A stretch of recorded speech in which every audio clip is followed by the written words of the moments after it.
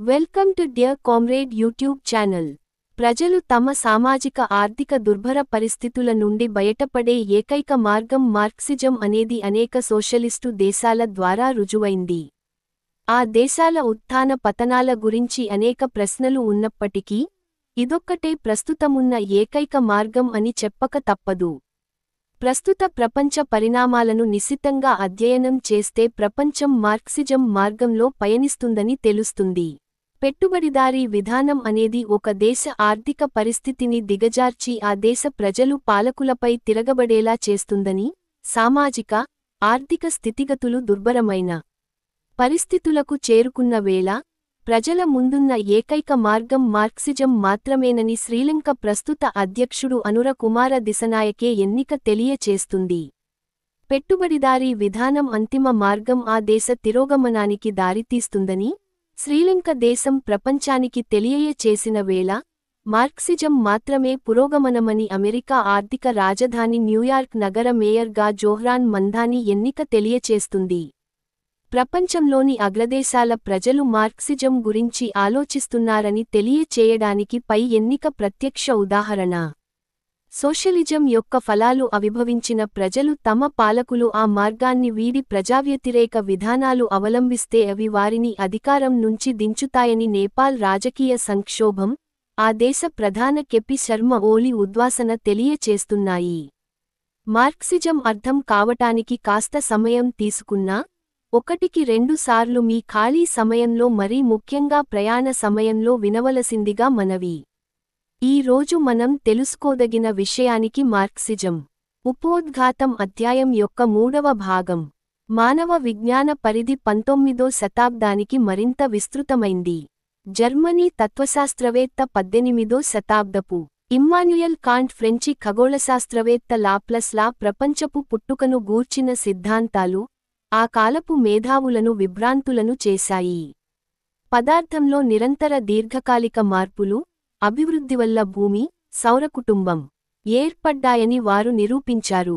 ప్రకృతిశాస్త్రంలో మరో 3 నూతన పరిశోధనలు విశ్వాన్ని గూర్చిన పాత భావనలను పటాపంచలు చేశాయి. అది డార్విన్ పరిణామ సిద్ధాంతం, జీవజాలంలో కణ నిర్మాణాన్ని కనుగొనటం, శక్తి రూపాంతరం, నిత్యత్వ సూత్రం. ఇవి ఆ 3 సిద్ధాంతాలు. ఇవన్నీ కూడా మానవుని ఆలోచనా విధానంలో పెద్ద మార్పులను తీసుకువచ్చి, విశ్వాన్ని గూర్చి, సమాజాన్ని గూర్చి, మానవ చైతన్యాన్ని గూర్చి ఇంకా వివరంగా తెలుసుకోవటానికి అవకాశాలు ఏర్పరచాయి. త్వరితంగా అభివృద్ధి చెందుతున్న ఈ శాస్త్రవిజ్ఞానపు కాలంలోనే జర్మనీ తత్వశాస్త్రం, ఇంగ్లీష్ రాజకీయార్థిక శాస్త్రం, ఫ్రెంచి సోషలిస్టు భావాలు మరింత అభివృద్ధి చెందాయి.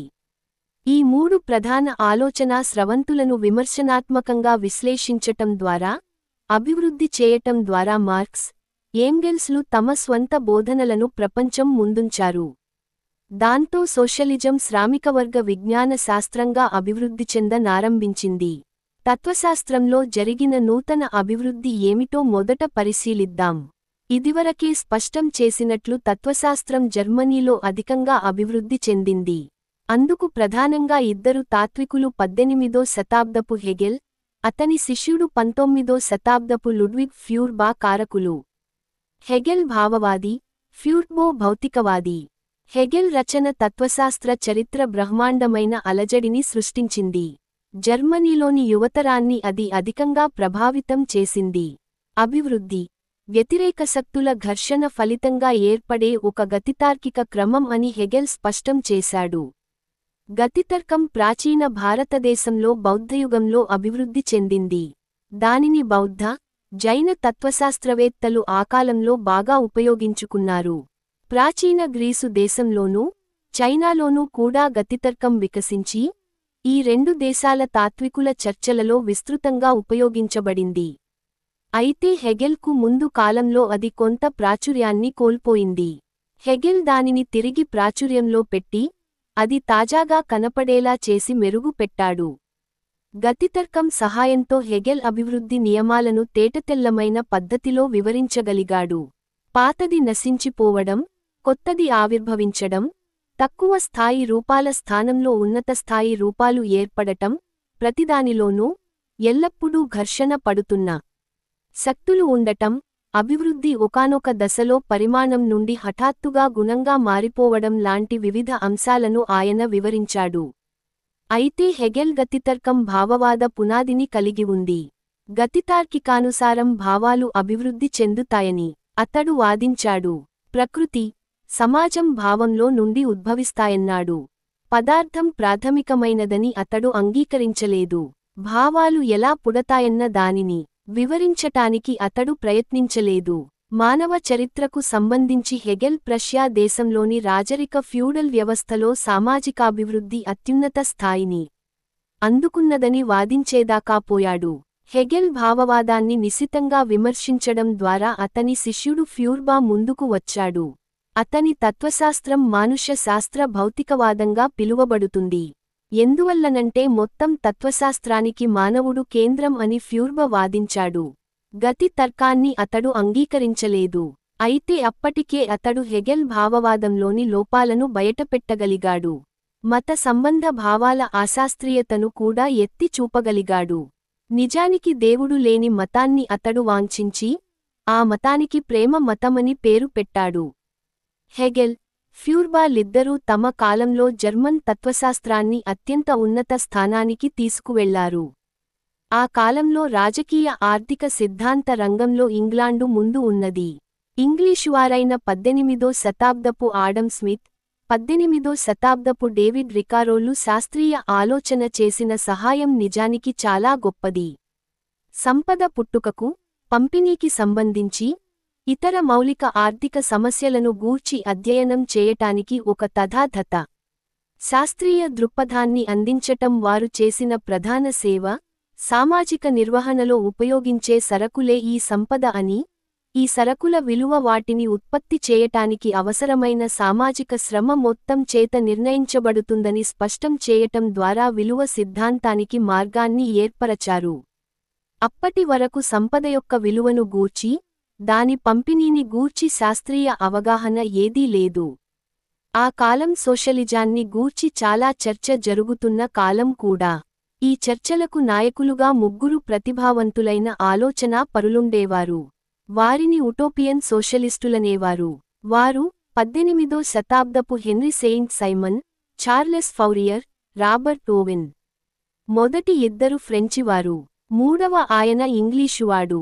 వారి ప్రధాన సేవ పెట్టుబడిదారీ సమాజంలో దోపిడీ స్వభావాన్ని బట్టబయలు చేయటం, పెట్టుబడిదారీ దోపిడీ నిర్మూలించబడి, ఆకలి, దారిద్ర్యం, యుద్ధాలు లేని ఒక నూతన సమాజాన్ని దర్శించడం.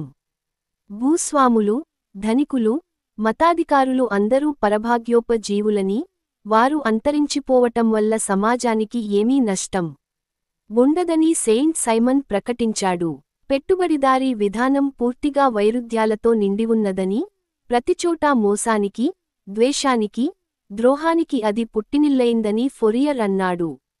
ఏది ఏమైనా ఈ ఉటోపియన్ సోషలిస్టులకు సమాజంలో వర్గ పోరాటానికి గల ప్రాధాన్యతను గూర్చిగాని, లేక క్రియాశీల పాత్రను గూర్చిగాని అవగాహన లేదు. నిర్మాణాత్మక కార్యాచరణ ద్వారా, భావవాద ప్రచారం ద్వారా మంచి ఫలితాలు వచ్చే విధంగా పెట్టుబడిదారీ విధానం సంస్కరించబడవచ్చునని వారు ఆశతో ఉండేవారు.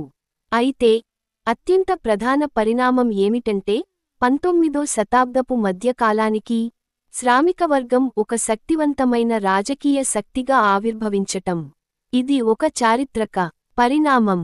పెట్టుబడిదారులందరికీ, ఆస్తి యజమానులందరకు అది భయాన్ని కలిగించింది. ఇది ఎన్నడూ జరగని ఒక పరిణామం. ఐరోపాలో కార్మికులు సమ్మెలు చేయటం ప్రారంభించారు. వీడనకు వ్యతిరేకంగా సమీకరణ కాజొచ్చారు. అణగద్రొక్కబడిన వారిలో ఒక నూతన ఉత్తేజాన్ని వ్యాపింపజేస్తున్న ఒక నూతన శక్తి ఇక్కడ ఉన్నది.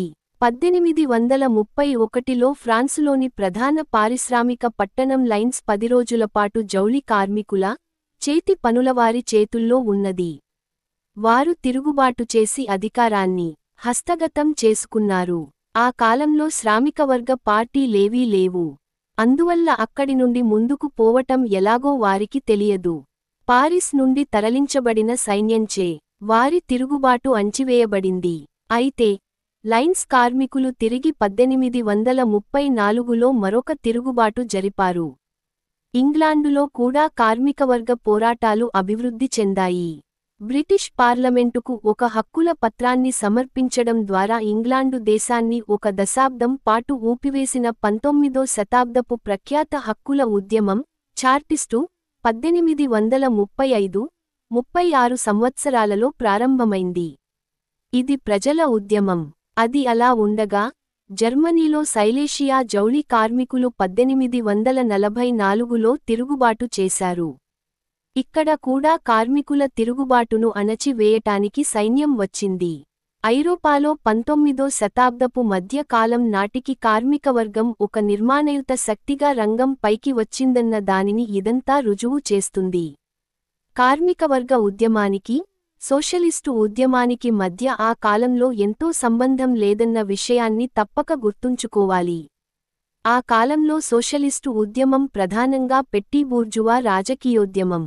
సోషలిస్టులలో అధికులు పెరుగుతున్న నూతన శక్తి అయిన కార్మికవర్గం యొక్క చారిత్రక ప్రాధాన్యతను అర్థం చేసుకోలేదు.